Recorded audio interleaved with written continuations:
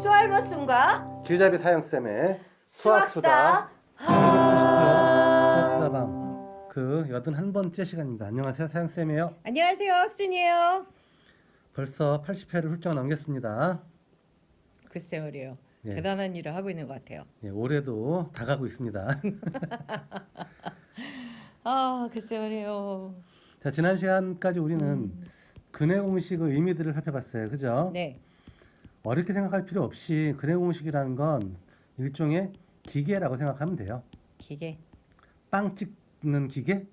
기계다. 예, 그러니까 뭐냐 하면 재료들을 집어넣고 음, 누르면 근이 찍혀 나오는 거죠. 적용하는 것. 그렇죠. 이렇게. 그래서 재료만 음. 달라지는 거고, 이것이 이제 사실 문자식을 활용할 때 우리가 가지게 되는 첫 번째 이득이겠죠. 빠르게. 문자로 표현되어 있으니까 그 문자 대신 숫자를 대입만 하면 음, 답이 그냥 빠르게. 얼마이다라고 빠르게 이렇게 구분할 수 있는 거. 그래서 네, 많이 쓰다 보니까 익숙해지는 거지, 사실 암기하는 게 아니다. 네, 계속 그 그래서- 생각을 하고 있는데요. 부딪히네요. 계속 부딪히면 돼요. 네, 자, 그래서 ax의 제곱 더하기 bx 더하기 c 이퀄 0이라는 꼴이 2차 방정식. 네, 여기에서 이제 미지수는 x죠. 네. 그래서 우리는 이 식을 만족시킨 x의 값이 무엇인가를 찾아주는 거예요. 그걸 잊으면 안 됩니다. 네, 알겠습니다. 방정식의 근 혹은 방정식을 푼다라는 말은 이 등식을 만족시키는 누구 찾기? S. 그렇죠. x를 찾는다는 의미다. 그것을 잊으면 안 되겠다. 네, 그러면 이제 요 A, B, C라는 것은 사실 문자로 표현되어져 있긴 하지만 이것들을 우리는 기지수, 기지수. 임의기자, 정해진. 예, R지자, 네, 이미 우리가 알고 알고 있는 값. 그래서 문자이긴 하지만 숫자가 주어지면 언제든지 숫자를 대신 대입할 수 있는 어떤 대상이라고 네. 보면 되겠죠. 그리고 요 X가 우리가 알지 못하는 미지수, 미지수. 안일미자, R지자, 숫자 네. 해가지고 미지수라고 부른다라고 네. 이야기했어요. 그래서 이런 2차 방정식의 근해 공식에 따라서 이 식을 만족시킨 x를 찾아보았더니 사실 이건 완전 제곱식을 통해서 얻어낸 결과이긴 하지만 그렇죠. 2a분의 마이너스 b, B 플러스도 마이너스. 하나의 근이 되고 마이너스도 네, 또 하나의 하나의 근이 근이고. 돼서 2차 방정식은 이렇게 총 두 개의 근을 4 가지게 된다. A, C. 예. 네. b제곱 빼기 4ac의 네. 꼴. 그래서 두 개의 근을 가지게 되고, 특히 이제 만약에 b제곱 빼기 4ac가 양수라면 플러스 루트 하나 마이너스 루트 하나에서 x 값이 두 개가 생기겠죠. 네. x1, x2라고 표현하게 되면 네. 이렇게 첨자 붙이는 것, 1, 2 붙이는 것도 어렵게 생각할 필요 없어요. 얘랑 연관된 아이인데 얘랑 좀 구별하고 싶은 거예요. 그러니까 그냥 내 맘대로 1하고 2를 붙여서 그냥 구별하는 형태로서 표현만 해준 겁니다. 값이 달라지지는 않는 거죠? 다른 거죠. 처럼. 다른 거죠. 요 플러스를 x1이라고 하게 되면 마이너스를 x2라고 하자, 뭐 이렇게. 그 값이 바뀌는 게 아니라 S 값이 정해져 있으면 예, 그게 바뀌는 건 아니잖아요. 그렇죠. A, B, C에 따라서 x 값이 결정되면 그 그렇죠. x 값이 총 두 개가 나오니까 네. 그 중에 하나를 x1이라고 부르고 나머지 하나를 x2라고 투. 부르자. 아니면 뭐 첫 번째 근을 알파라고 부르고 두 번째 근을 베타라고 부르자. 네.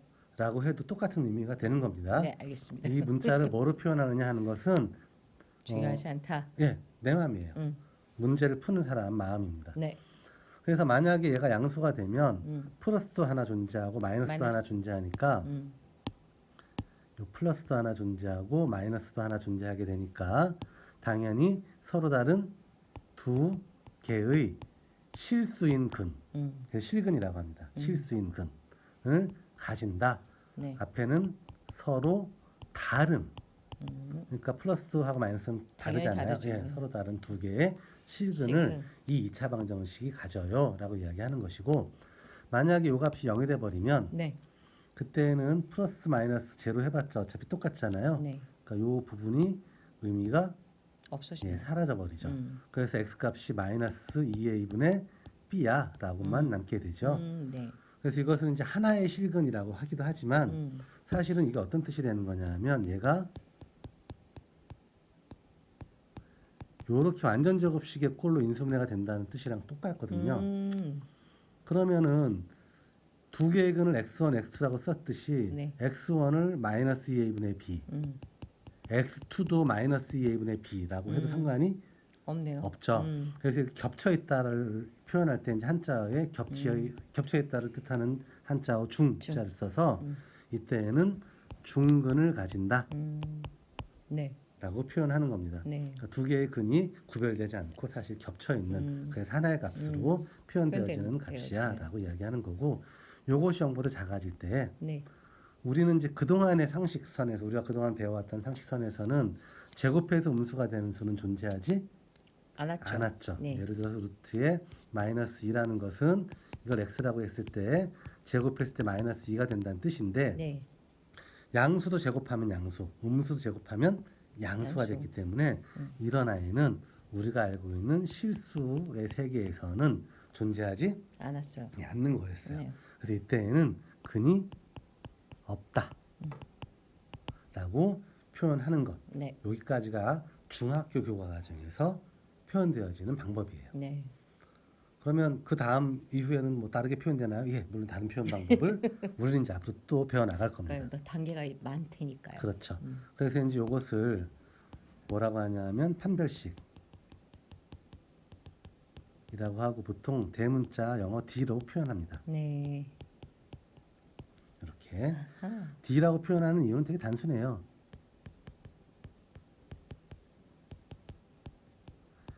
디스크리미넌트라는 단어가 판단하다, 네. 구별하다 이런 뜻인데 이제 판별 시기를 영어로 바꾸면 그냥 이어 디스크리미넌트라는 단어가 되고 그 머리 글자인 D를 가지고 표현해 주기로 약속한 것뿐입니다. 자, 아까 문자식의 표현에 대해서 잠깐 언급을 했었는데 판별식은 예. 0보다 크거나 같거나 작거나랑 상관없이 다 통틀어서 그 판별식이라는 그렇죠. 거죠. 판별식이라고 하고 네. 그 이제 앞으로는 이렇게 쓰기가 귀찮으니까 보통 어떻게 표현하냐면 D가 0보다 크면 두시근. 그럼 바로 D가 저거요. 그렇죠. B2 B제곱 B제곱 마이너스 4AC. 4AC가 되는 거죠. 예, 그 값을 간단하게 그냥 D라고 쓰자. 아, 그럼 D가 0이면 중근을 갖는다. 그 다음에 D가 0보다 작으면 근이 근이 없다. 없다. 근 없다. 이렇게 네. 표현하는 거죠. 그 다음에 사실 우리가 수학이 우리나라가 아니라 영어권에서 먼저 발달을 했으니까 이렇게 알파벳을 쓰는 거죠. 그렇겠죠. 기억 안 그러면 X의 기억 제곱, X제곱 니은 X, 디귿 이퀄 제로라고 써도 사실 상관이 없죠. 없는 겁니다. 그래서 문자를 어떤 것으로 활용할 것이냐 하는 것은 순전하게 문제를 출제하는 사람의 마음 혹은 문제를 풀어내는 사람의 마음에 따라서 그냥 표현해 주면 되는 건데 이제 영어권 아이들이 자기들 나름대로 이렇게 습관적으로 쓰던 어떤 표현들이 있어요. 예를 들면 아까 이야기했듯이 기지수 이제 상수랑 똑같아요. 변하지 않는 값들은 A, B, C로 많이 표현하자. 미지수 변화하는 값을 변수들은 X랑 Y, 모자라면 Z, Z. 혹은 더 모자라면 W 뭐 이런 아이들로 표현하자. 뭐 상수도 마찬가지 C에서 모자라면 D라고 표현하자. 근데 뭐 4차나 5차 방정식 같은 경우를 표현하려면 이 A, B, C, D에서 안 끝나거든요. 그럼 더 나가야 되니까 그렇죠. 그럴 때에는 야, 이 문자가 너무 많이 필요해지잖아요. 그러니까 A1, A2, A3, A4, A5라고 할까 뭐 이렇게 표현해도 아무 상관이 없는 예, 거군요. 없는 겁니다. 그냥 왜냐하면 이런 거가 나오면 예, 뭔가 특별한 이유가 있을 거다라고 아. 생각하는 경우가 많았어요. 그렇죠. 그런 이유 따위 없어요. 그냥 편리하니까 이렇게 쓰는 거예요. 네, 특히 이제 문자의 개수가 늘어나면 늘어날수록 이런 표현보다는 이런 표현들을 더 예, 많이 쓰겠죠. 그래서 이걸 뭐라고 하냐면 첨자라고 이야기해요. 별거 아니라 첨자는 한자에서 부가하는, 그러니까 덧붙임 이런 뜻이 되니까 덧붙임 문자라는 뜻이에요. 그렇군요. 그래서 아래쪽에 있으면 아래 첨자, 참자. 위쪽에 있으면 위첨자인데 위첨자는 우리가 잘 안 써요. 왜냐하면 헷갈리잖아요. 예, x에 제곱해 버리면 이건 x를 두 개 곱했다는 뜻으로 쓰는 거지. 그치. 뭐 x2라고 우리가 쓰지 않기 때문에 위첨자는 잘 쓰지 않고 이렇게 아래 첨자로 많이 표현을 해주는 거예요. 그렇군요. 이것도 먼저 만들어진 것을 가지고 쓰다 보니까 나중에 만들어진 건 이제 순위권에서 밀려가지고 점점 더 표현이 안 그지 쓰여지겠죠. 같아지는 거예요. 그지 같아지는 거예요. 조금씩 이렇게 더 복잡해지고 이런 거지. 그런 차이밖에 없는 거예요. 그래서 예를 들면 우리가 직선 기하학할 때 혹시 기억나나요? 직선 같은 거 표현할 때 직선 같은 거 표현할 때 L, M, 네, N 맞아요. 이런 거 많이 썼잖아요. 간단해요. 라인 음, 영어 단어 음, 선 라인에 머리 글자는 L로는요 많이 쓰는 거고 예를 들어서 뭐 점 같은 거 표현할 때에는 P, Q, R 이런 거 많이 쓰거든요. 예. 이 뭐에 그럴까요? 포인트 포인트. 영어 단어. 음. 그래서 점을 나타내는 영어 단어에서부터 출발하는 거고 정수 같은 거 표현할 때 그러면 I, J, K 뭐 이런 문자들을 또 많이 쓰거든요. 예, 왜냐하면 진짜. 영어로 정수가 인티저이기 때문에 이렇게 네. 쓰는 거고 자연수 같은 거 표현할 때는 또 N, 예. M 뭐 이런 거 많이 써요. 네, 많이 N은 써요. 내추럴 넘버. 그래서 이런 식의 이제 표현들 또 뭐가 있을까요? 나중에 배우겠지만 뭐 집합 같은 거 나타낼 때는 소문자들은 하나하나의 원소들을 나타낼 때 많이 쓰니까 얘는 좀 큰 개념이니까 대문자 A, B, B. C 뭐 이런 식으로 쓰는 거고. 그러면 이 문자만 봐도 무엇을 얘기하는 거겠구나 그렇죠. 하는 예측할 수는 있겠네요. 예, 대략적으로 이 문제가 무엇과 연관되어 있구나라는 것 정도를 사실은 문자만 보고도 우리는 얼마든지 예측할 수가 있는 거예요. 나중에 좀 더 익숙해지게 이제 단어들을 보다 보면 아 그런 거야 라고 알게 됩니다. 또 이제 얘네들만 가지고 영어만 가지고 또 쓰다 보니까 또 부족해지거든요. 아 그래요. 그래서 고대 그리스 알파벳. 예. 그래서 A에 해당하는 게 이제 보통 알파, B에 해당하는 게 베타, C에 해당하는 게 감마. 대문자로는 똑같이 알파, 베타, 감마. 요게 이제 나중에 변해가지고 이렇게 영어 문자로 된 거거든요. 네.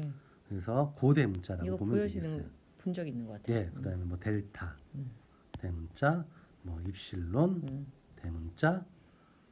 그다음은 나도 몰라요. 그래서 어쨌든 자주 쓰이는 이런 그리스 문자들까지 추가를 해서 대략적으로 영어로 표현되어지는 문자들이 이러한 것들을 표현하기 위해서 만들어진 거야라는 것까지 좀 이해하고 보면 네. 좀 더 논의를 전개하고 이해하는데 네. 도움이 될 수 있겠죠. 네. 그래서 이제 근해 공식이라고 이야기했지만 사실 별거 아니라 뭐라고요? 기계다. 그렇죠. 찍어내는. 답 A, B, C 대신에 그냥 숫자 대입해가지고 이 2차 방정식의 근은 얘야라고 받아들이면 되는 아주 간단한 이야기다. 예를 들어서 x제곱 빼기 4x 빼기 3은 제로. 인수분해가 되는지 먼저 확인해 보는 겁니다. 그렇죠. 근데 인수분해가 안 되면 x는 2a분의니까 2분의 마이너스 b 하면 플러스 4 플러스 마이너스 루트 b의 제곱 4, 4, 16 빼기 4 곱하기 ac인데 c가 마이너스 3이고 a는 1이니까 4, 3, 12 플러스가 되겠죠. 16 더하기 12 하니까 28 28은 4 곱하기 7 4는 2의 제곱 2 루트 7 그럼 2를 약분하고 나면 2 플러스 마이너스 루트 7 이렇게 풀어도 되고 지난번에 이제 짝수 공식 이야기했었던 거 기억나죠? 별거 아니라 b랑 연관된데 b랑 다르게 표현하고 싶으니까 그냥 이렇게 표현하는 것뿐이고 특히 이제 이 b 값이 짝수일 때에는 식이 어떻게 바뀌었냐면 a분의 2a가 아니라 마이너스 b 프라임 요놈 플러스 마이너스 루트 b 프라임의 제곱 빼기 ac 요 식을 쓰게 되면 지금 얘가 2 곱하기 마이너스 2잖아요. 그러니까 b 프라임이 마이너스 2구나라는 걸 알 수 있어요. a가 1인 경우이고요. 그럼 a분의 하면 1분의니까 할 거 없죠. 그 다음에 마이너스 b 프라임 하면 마이너스 마이너스니까 플러스 2 플러스 마이너스 루트 b 프라임에 제곱하면 4겠죠. 빼기 a, c 하면 1 곱하기 마이너스 3 하니까 플러스 3 그래서 7 이렇게 풀어내도 상관이 없어요. 두 식의 차이는 약분을 먼저 할 거냐 나중에 할 거냐 그 차이만 있는 거다. 그래서 얘까지 알고 있으면 더 좋고 뭐 몰라도 별 상관은 없다. 다만 숫자가 커지게 되면 얘가 좀 더 편하니까 그렇죠. 자주 써서 익숙하게 만들어 놓자. 뭐 이런 겁니다. 아직 안 익숙합니다. 예, 조금만 연습하면 금방 익숙해질 거니까. 예, 알겠습니다. 자, 그래서 2차 방정식 근해 공식의 의미에 대한 이야기를 한번 살펴봤고 네.